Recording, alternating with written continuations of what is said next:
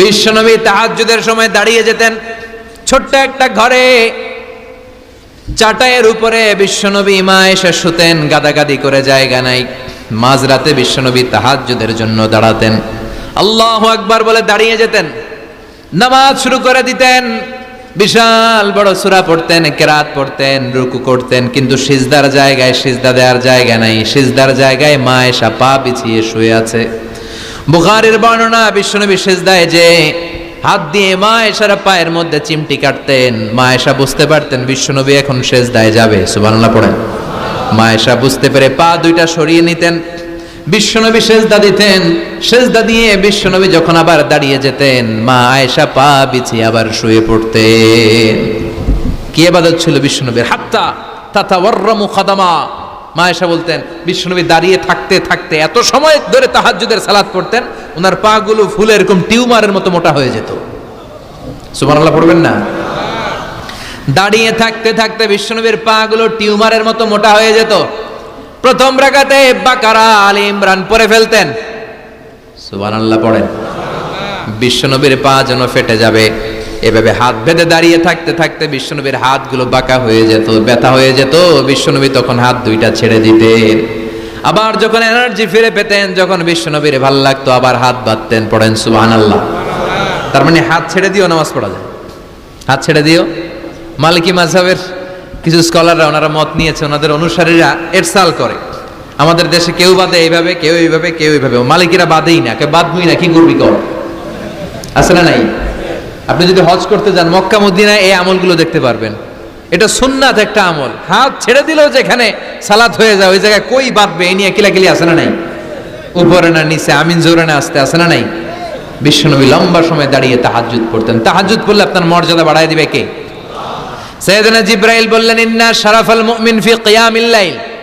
বিশ্বনবী বললেন, জিবরাইল এসে আমাকে বলে গিয়েছে মুমিনের মর্যাদা তাহাজ্জুদের নামাজের ভেতর। সুবহানাল্লাহ পড়েন।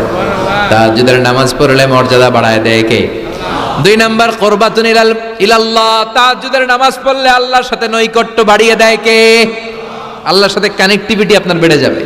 আমাদের দুনিয়াতে সব জায়গায় কানেক্টিভিটি আছে। এমপির সাথে হাত আছে, চেয়ারম্যানের সাথে হাত আছে, ওই এসআই এর সাথে হাত আছে, পুলিশের আইজির সাথে হাত আছে, কিন্তু আল্লাহর সাথে হাতটা নাই। কথা কন। আসল জায়গায় কানেকশন লাগানো দরকার। চিল্লায় বলেন ঠিক কি না? মান লাহুল মাওলা ফালাহুল কুল্লু। যে ব্যক্তি আল্লাহর হয়ে যায় গোটা বিশ্ব তার হয়ে যায়। যে সব জায়গায় যে ধর্ণা দেয় আল্লাহর কাছে ধর্ণা দেয় না, তার কোনো মর্যাদা নাই। আর যে ব্যক্তি সব দিক থেকে মুখ ফিরিয়ে আল্লাহর কাছে যায়, গোটা বিশ্বের সবাই তার দিকে তাকিয়ে থাকে। এজন্য সম্পর্কটা লাগাইতে হবে কোন জায়গায়?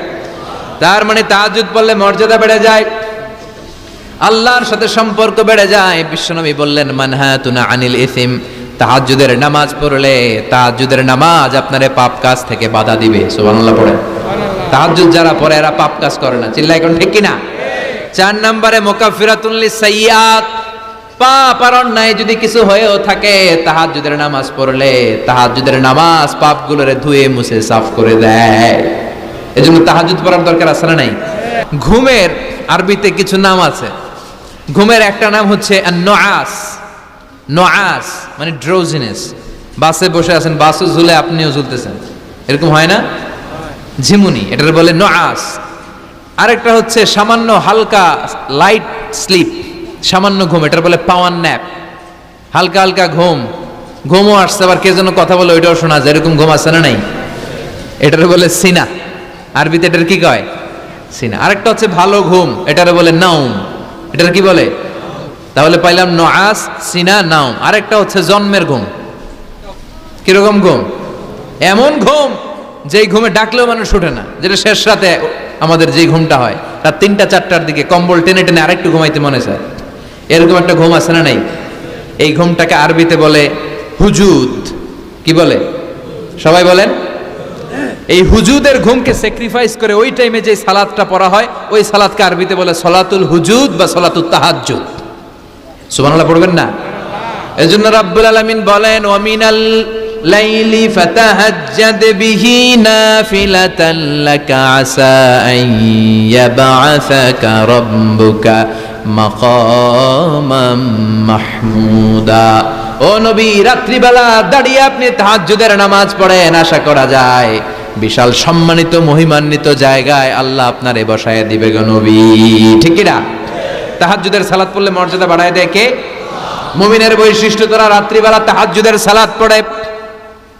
ইমানদারদের বৈশিষ্ট্য, তারা হলো ফুরসান আন-নাহার রুহবান আল-লাইল। রাত্রিবেলা তাহাজ্জুদের যায় নামাজে কান্নার ঝড় তোলে, দিনের বেলায় ঘোড়া হাঁকিয়ে জিহাদের ময়দানে জিহাদ করে। ঠিক কি না? দিনের বেলায় চলবে কি? জিহাদ। এজন্য বিশ্বনবীর প্রথম প্রশিক্ষণ নিতে বললেন আল্লাহ, কুমিল লাইলা ইল্লা কালিলা। ও নবী, বিশাল মিশন নিয়ে দুনিয়ার বুকে আপনি এসেছেন গো নবী। প্রথম প্রশিক্ষণ যেটা নিবেন, রাত্রিবেলায় দাঁড়িয়ে দাঁড়িয়ে তাহাজ্জুদের প্রশিক্ষণ। বিশ্বনবীর আদেশ করলেন কে? কিসের আদেশ? সবাই কোন? আরো জোরে।